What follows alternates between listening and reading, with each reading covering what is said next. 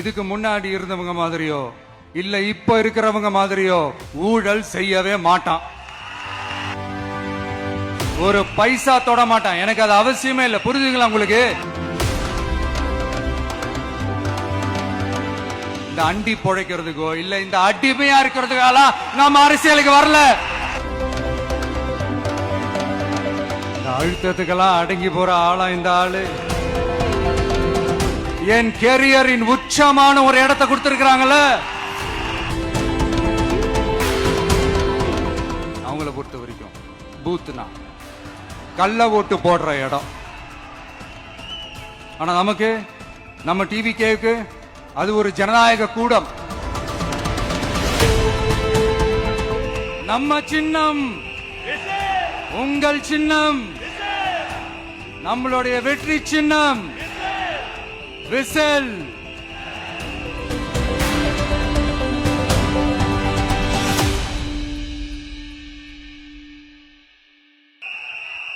நம்மளுடைய இந்த அரசியல் பயணத்துல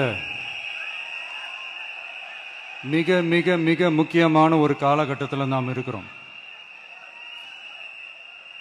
நான் ஏன் இதை இவ்வளவு அழுத்தமா சொல்றேன் அப்படின்னா,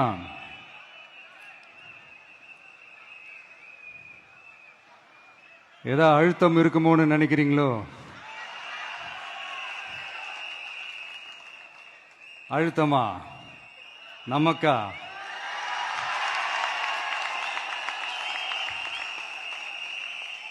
இந்த அழுத்தத்துக்கெல்லாம் அடங்கி போற ஆளா இந்த ஆளு? இந்த மூஞ்சா பார்த்தா அப்படியா தெரியுது உங்களுக்கு?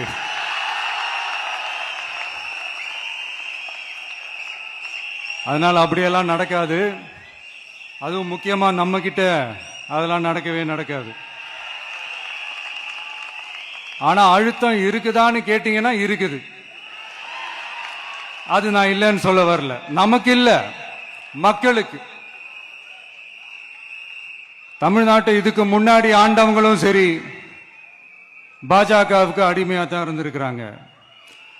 சோ அவங்கள நம்பியும் ஒரு பிரயோஜனமும் இல்ல. இப்ப ஆண்டுகிட்டு இருக்கிற இந்த திமுக அரசாச்சும் நமக்கு ஏதாவது செய்வாங்கன்னு பார்த்தா இவங்களும் அவங்கள மாதிரியே தான். இன்னும் சொல்ல போனா ஒரு படி மேல, இன்னும் மோசம். அவங்களாச்சும் நேரடியா சரண்டர் ஆகி இருப்பாங்க, இவங்க மறைமுகமா சரண்டர் ஆகி இருக்கிறாங்க. அவ்வளவுதான் வித்தியாசம். அதனால நீங்க பாத்தீங்கன்னா அவங்களோட அந்த வேஷம் கலைஞ்சிடக்கூடாதுன்றதுக்காக இந்த கலர் கலரா கவர்ச்சிகரமான இந்த அறிவிப்புகள்லாம் வெளியிடுறாங்க. நோட்டீஸ் பண்ணியிருப்பீங்கன்னு நினைக்கிறேன்.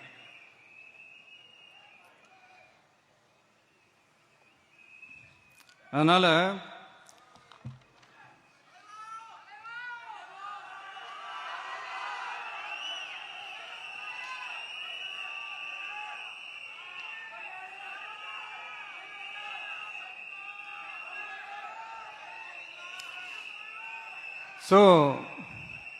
இவங்க எல்லாரும் இப்படியே இருக்கிறாங்களே, நமக்காக உண்மையா உழைக்கிறதுக்கு யாராச்சும் வந்துட மாட்டாங்களா அப்படின்னு மக்கள் ஒரு விதமான அதை வெளியில சொல்ல முடியாத ஒரு அழுத்தத்தில் இருக்கிற நேரம் இது. மாத்தி மாத்தி ஓட்டு போட்டு ஏமாந்து அவங்க இப்ப நம்மள நம்புறாங்க. நம்மளுடைய இந்த தமிழக வெற்றி கழகத்தை இந்த விஜய் கூட நிப்பான்னு நம்புறாங்க.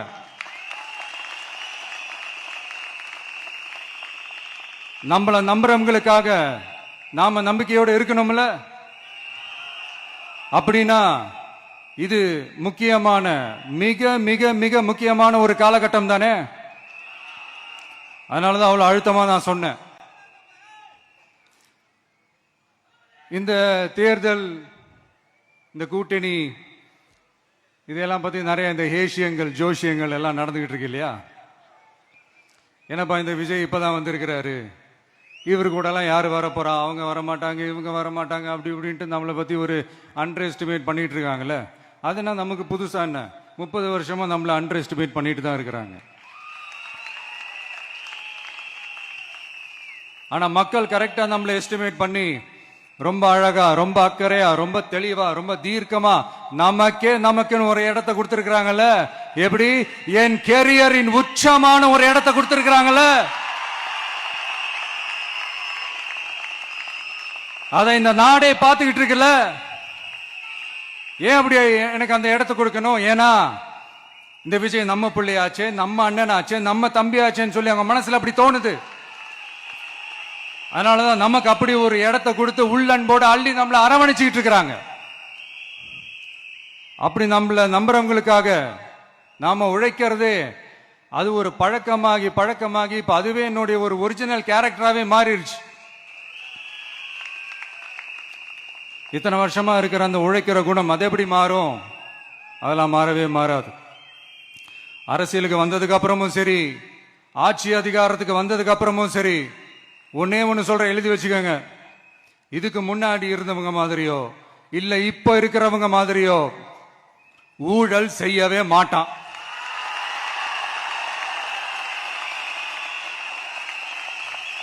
ஒரு பைசா தொட மாட்டான். எனக்கு அது அவசியமே இல்லை. புரிஞ்சுங்களா உங்களுக்கு? எனக்கு அதை தொட வேண்டிய அவசியமே இல்லை.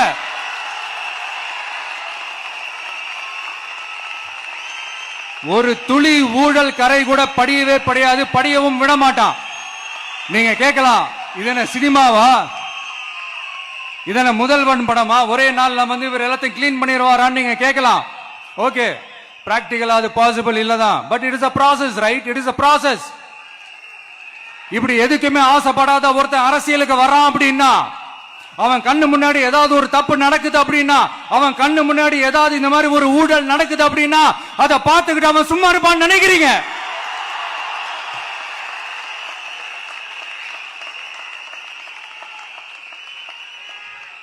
அதனால இந்த தீய சக்தியா இருக்கட்டும், இந்த ஊழல் சக்தியா இருக்கட்டும், ரெண்டு பேரும் தமிழ்நாட்டை ஆண்டவே கூடாது. அப்படிப்பட்ட இந்த கட்சிகளை உண்மையா தில்லா எதிர்க்கிற அந்த கட்ஸும் கெத்தும் நம்ம கிட்ட மட்டும்தான் இருக்கு.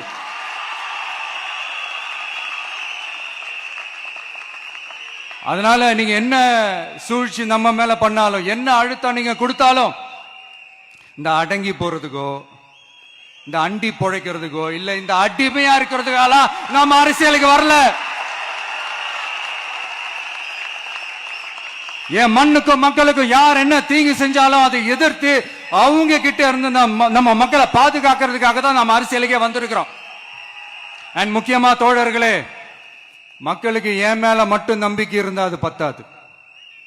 என் கூட டிராவல் பண்ற என்னோட எல்லா தோழர்கள்கிட்ட அந்த நம்பிக்கை வரணும்.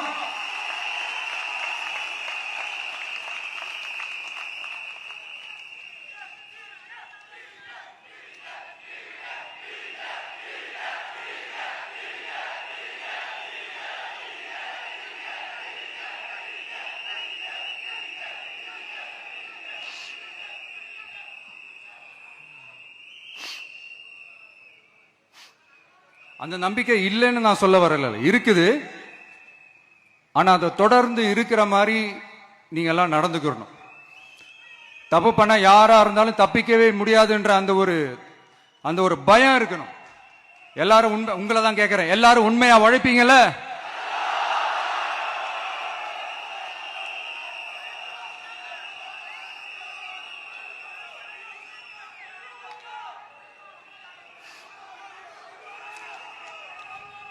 யாருக்காகவும் எதுக்காகவும் நம்மளோட அரசியல்ல காம்ப்ரமைஸ் பண்ணிக்கவே கூடாது. செய்வீங்கல்ல?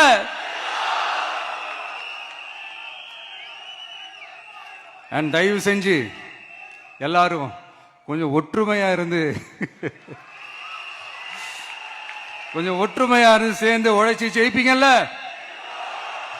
சரி, நமக்காக நம்ம மக்கள் கண்டிப்பா ஓட்டு போட்டு ஜெயிக்க வைப்பாங்க, அதுல எந்த மாற்று கருத்துமே கிடையாது. அப்படி ஜெயிக்கிறதுக்காக நாம் என்ன செய்ய போறோம்? மக்களிடம்னு செல்னு அறிஞர் அண்ணா அவர்கள் சொன்னதை ரொம்ப டீப்பா சின்சியரா அடாப்ட் பண்றதோட மட்டும் இல்லாம நம்மளோட அரசியல்ல அதை செயல்படுத்தணும். அதுதான் முக்கியம். ஏன்னா இப்ப அரசியல் இருக்கிறவங்க அண்ணாவை மறந்துட்டாங்க. அண்ணா ஆரம்பிச்ச கட்சியும் அண்ணாவை மறந்து சுயநலமா மாதிரி பல வருஷம் ஆச்சு. அண்ணா பேர்ல இருக்கிற கட்சியும் அவரை மறந்து பல வருஷம் ஆச்சு. ஆனா நாம அவரை மறந்துடக்கூடாது. மக்கள் கிட்ட போகணும், மக்களோட மக்களாவே இருக்கணும், மக்களுக்காகவே இருக்கணும். அதுக்காக நாம என்ன செய்ய போறோம், என்னெல்லாம் செய்ய போறோம், அதுக்காக தான் இந்த மீட்டிங். ஆரம்பிக்கலாமா? இந்த ரெண்டு கட்சிகள், ஆண்டு கட்சியா இருக்கட்டும், இப்ப ஆள்ற கட்சியா இருக்கட்டும், அவங்கள பொறுத்த வரைக்கும் பூத்துனா என்ன தெரியும்ல? அவங்கள பொறுத்த வரைக்கும் பூத்துனா கள்ள ஓட்டு போடுற இடம். ஆனா நமக்கு, நம்ம டிவிகேவுக்கு அது ஒரு ஜனநாயக கூடம். அங்க ஜனநாயகம் திருடுறாம நம்ம பாத்துக்கணும். ஒவ்வொரு ஓட்டையும் நம்ம பாதுகாக்கணும். எப்படி பாதுகாக்கிறது? ஒவ்வொரு வீட்டில் இருக்கிற ஒவ்வொரு ஓட்டும் நமக்கு தானே ஃபர்ஸ்ட் கன்ஃபார்ம் பண்ணுங்க. எனக்கு தெரிஞ்சு தமிழ்நாட்டில் ஒரு 2.25 கோடி ரேஷன் கார்டுகள் இருக்கும்னு நினைக்கிறேன். அவங்க எல்லாரும் வேற வேற எந்தெந்த கட்சியில இருந்தாலும் கட்சி வேறுபாடு எல்லாத்தையும் தாண்டி இந்த விஜய் அவங்க வீட்டில் ஒருத்தனா வாழ்ந்துட்டு இருக்கிறான். அவங்க என்ன அவங்க குடும்பத்தில் ஒருத்தனா பார்த்துக்கிட்டு இருக்கிறாங்க. அதனால இந்த கட்சி கிச்சி எல்லாத்தையும் தாண்டி இந்த விஜய் கூட கூட நிக்கணும்னு முடிவு பண்ணிட்டாங்க. அதனால அப்படி முடிவு பண்ண அவங்கள பாதுகாப்பா பூத்துக்கு கூட்டிட்டு வாங்க. நம்மளோட இந்த விசில் சின்னத்துக்கு ஓட்டு போட வைங்க.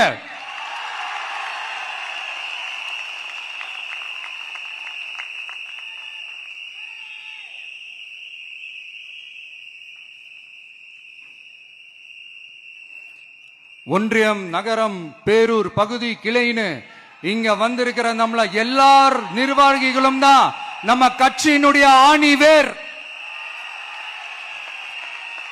நீங்க எல்லாரும் சுதந்திரமா செயல்படணும், சுதந்திரமா செயல்பட விடணும்.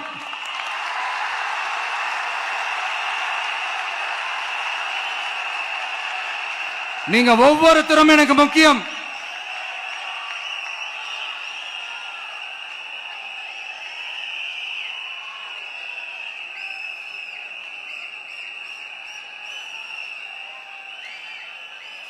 நீங்க தான் நம்மளுடைய இந்த பிஎல்ஏஸ் பூத் லெவல் ஏஜென்ட்ஸோட களத்தில் நின்று வேலை பார்க்க போற ஃப்ரண்ட் லைன் வாரியர்ஸ். இப்ப நடக்க போறது வெறும் எலெக்ஷன் கிடையாது, இது ஒரு ஜனநாயக போர். இந்த டெமோக்ராட்டிக் பேட்டில லீட் பண்ண போற கமாண்டர்ஸ் நீங்க தான்.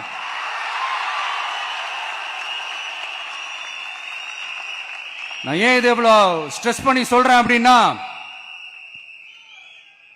இந்த தீய சக்தி எப்படி, இந்த தீய சக்தியோட தில்லு முள்ளு எல்லாம் உங்களுக்கே நல்லா தெரியும். முழிச்சிட்டு இருக்கும் போது முழியை தோண்டி எடுத்துட்டு போற கூட்டம். அதனால கொஞ்சம் ஜாக்கிரதையா இருக்கணும். நம்ம எலெக்ஷனுக்கு இன்னும் 3 மாசம் தான் இருக்குது, அவ்வளவு கூட இல்லைன்னு நினைக்கிறேன். இந்த 3 மாசத்துல நீங்க செய்ய போற அந்த களப்பணியில தான் நம்மளுடைய வெற்றியே இருக்குது. உங்களுக்கு இந்த விஜய் பிடிக்கும்ன்றது உண்மைனா, சத்தியம்னா, உங்களோட உழைப்புல அதை காட்டுங்க.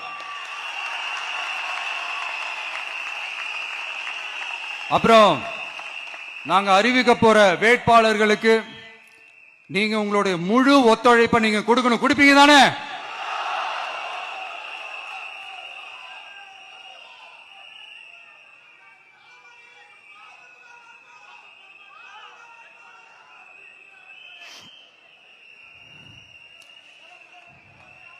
உங்க எல்லாரையும் ஒரு எனர்ஜைஸ் பண்ற மாதிரி உண்மையா நடந்த ஒரு கதை ஒன்று சொல்றேன்.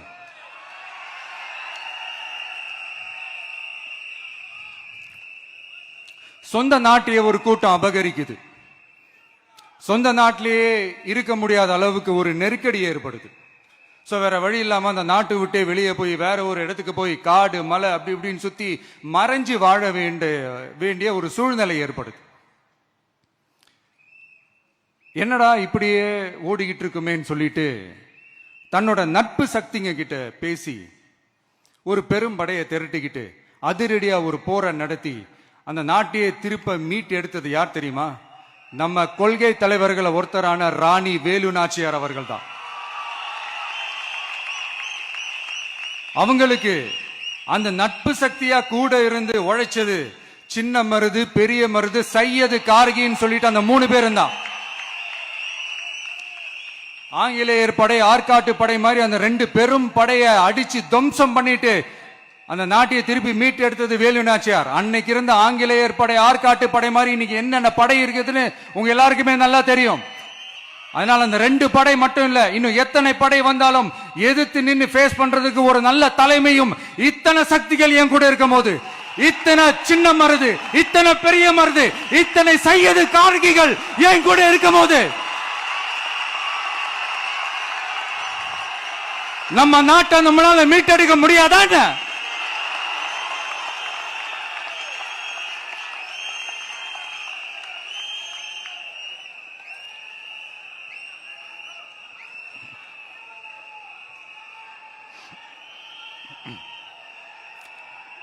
அதுவும் இந்த படை, நம்மளுடைய இந்த டிவிகே படை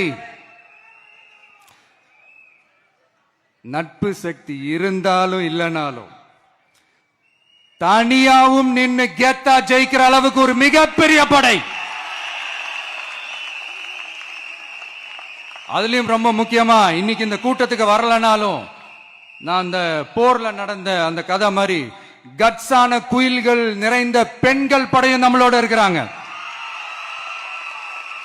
அந்த பெண்கள் படையை பார்த்துதான் அரசியல் அரங்கமே அதிர்ந்து போயிருக்குது. அதனால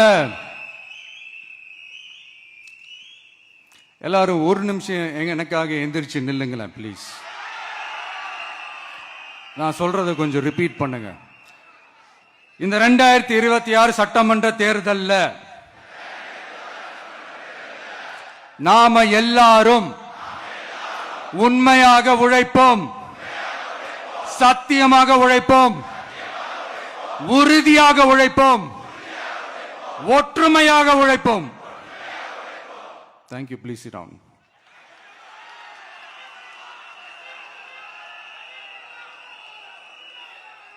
உங்களோட இந்த வார்த்தையை நான் மனப்பூர்வமா நம்புறேன். நான் ஏற்கனவே சொன்ன மாதிரி இந்த வரப்போற தேர்தல் இதுவரைக்கும் தமிழ்நாடு பார்த்திராத ஒரு வித்தியாசமான தேர்தல். நம்மளுடைய படை வரிசையும் அப்படிதான், ஒரு பவர் பேக்ட் ஃபோர்ஸ்.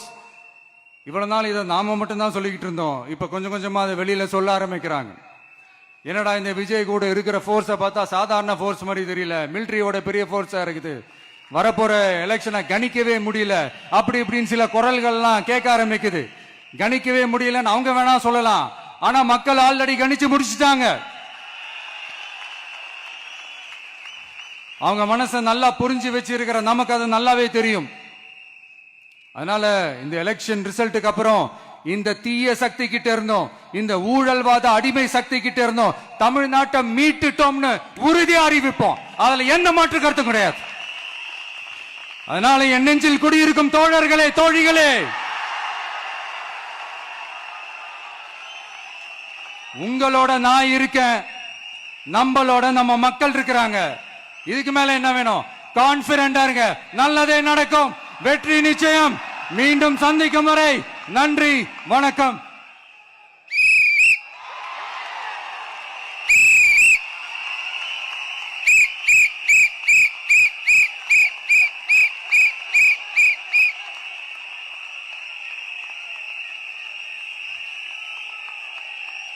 நம்ம சின்னம், உங்கள் சின்னம், நம்மளுடைய வெற்றி சின்னம் விசில். கப்பு முக்கியம் பகிலே.